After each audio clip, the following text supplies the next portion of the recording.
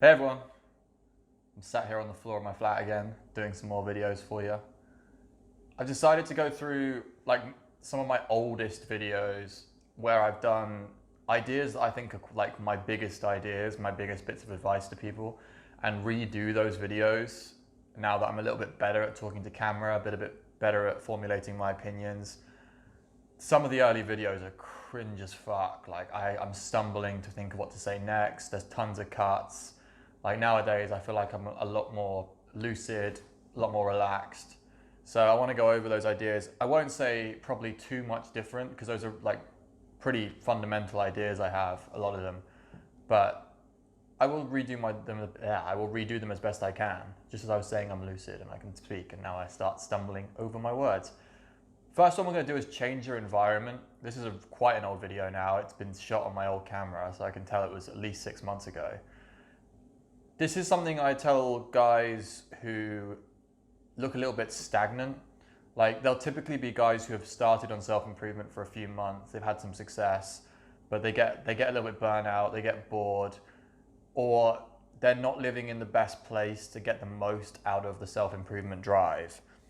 Realistically, you want to do a lot of the stuff we suggest, like with dating and Tinder and approaching and stuff like that. You want to be living in like a big city. So this is especially prudent for guys who live in small cities or the countryside. Your results, your experience will be a lot better if you move to a big city. Equally, guys who are stuck in dead-end jobs, stuck in dead-end areas. There's one particular guy, very advanced. He's had like 200 cold approach lays or something silly, but he was stuck in a town that he basically dated half the town at that point. And the solution is really obvious sometimes. The solution is change your environment, change where you're living. Go and pick a different city, go and pick a different country. It's easy for me to say as someone I've had like semi-permanent wanderlust since I was 24. So I know it's easy for me to say, but that initial jump can be a very formative, and it's a self-improvement in its own way, learning how to move, learning how to change where you live. Because like I've said before, like in America when I traveled around, I met guys who'd never left their own town or their own state. And I didn't understand it. Like grew up on an island country. Like we have a long history of going on holiday abroad in this country. Like everyone kind of does it naturally. I have a long history in my family of traveling. My grandfather was in the army. He traveled around the entire world working for the army his entire life. It's something that's a bit more in me than I guess it is in other people, this desire to move around. But it can really be the solution to a lot of people's problems, just switching where you live. You have tired friendships, you have a tired dead-end job, you've exhausted the dating possibilities maybe, like that guy had. Switch it up, move. And it's a skill you need. The ability to move is a skill you need in life.